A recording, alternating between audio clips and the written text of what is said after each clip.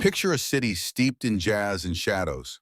New Orleans, Louisiana, in the sweltering heat of the early 20th century. It's 1918, and something wicked is prowling the streets. Doors are locked, windows barred, but no one feels safe. A killer's out there, silent and savage, wielding an axe with no clear motive.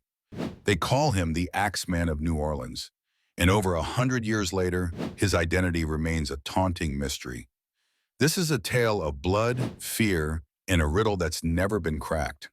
It starts on May 23rd, 1918.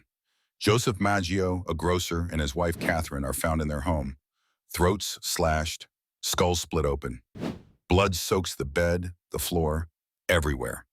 A straight razor lies nearby, but the real weapon, an axe, is propped against the wall, borrowed from Joseph's own shop. The killer broke in through a chiseled panel in the back door, small enough to suggest a wiry frame. Nothing stolen, no grudge obvious. The police scratch their heads. Why them? 2 months later, June 27th, it happens again.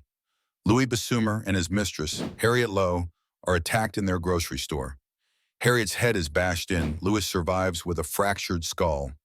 An axe, again, left behind. Property of the shop. Harriet lingers, mumbles about a shadowy figure, then dies in August. The city's buzzing. 2 grocers, 2 axes, no arrests. Whispers spread. Is it personal? A vendetta? Or something darker? The killings pile up. August 5th, 1918. Anna Schneider, pregnant and alone, wakes to a man swinging an axe. She survives, barely, gives birth days later. August 10th, Joseph Romano, another grocer, fights back but dies. His niece is screaming as the attacker flees. Each time the pattern holds, an ass, often the victim's own. A chiseled entry, no theft. The targets? Mostly Italian immigrants, grocers or bakers, but not always. Panic grips New Orleans. People buy guns, sleep in shifts, nail their doors shut. Then on March 10th, 1919, the Axeman ups the ante. Charles Cordemelia, his wife Rosie, and their 2-year-old daughter Mary are attacked. Mary's dead in her crib, head caved in. Charles and Rosie cling to life, axes wounds gaping. Rosie swears it's a neighbor, Joseph Irlando, out of spite. He's arrested, but the evidence is thin, her word against his. The community splits. Some say she's lying, others smell a frame-up. Irlando walks free a year later. The truth? Still murky. The strangest twist hits on March 13th, 1919. A letter arrives at the Times-Picayune newspaper signed The Axeman. It's eerie, theatrical, dripping with menace. He claims he's a demon from hell, promises to strike again on March 19th, St. Joseph's night, unless every home plays jazz at midnight. Those who do, he writes, I'll spare. Those who don't, I'll visit. New Orleans erupts in music, horns blare, pianos pound. No one dies that night. Coincidence? Taunt?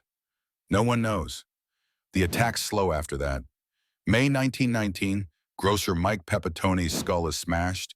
His wife sees a tall figure vanish. October 27th, same deal.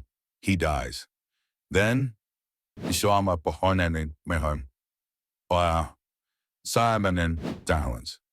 The Axeman vanishes as suddenly as he appeared.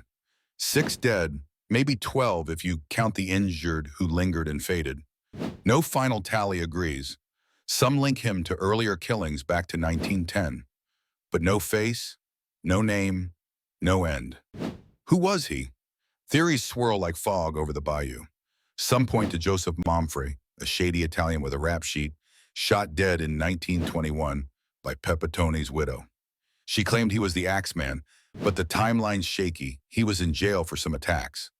Others whisper a mob hitman targeting Italian grocers in a blackmail scheme, gone feral. The jazz letter fuels wilder tales. A mad musician, a supernatural fiend.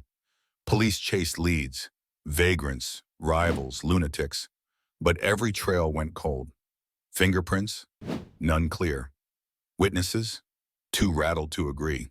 The intrigue gnaws at you. Why the axes? Rage or ritual? Why grocers, mostly Italian? Was the letter a killer's boast or a prankster's jest?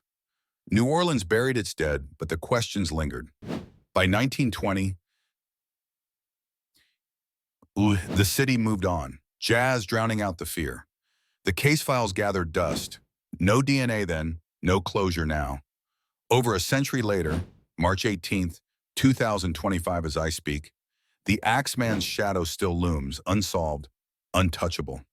This isn't just a murder mystery, it's a phantom in the night, a riddle wrapped in blood and brass. The Axeman of New Orleans didn't just kill, he toyed with a city, then slipped into legend. Was he one man or many? A demon or a drifter? We may never know. But somewhere in those humid streets, the echo of his axe still swings, daring us to guess.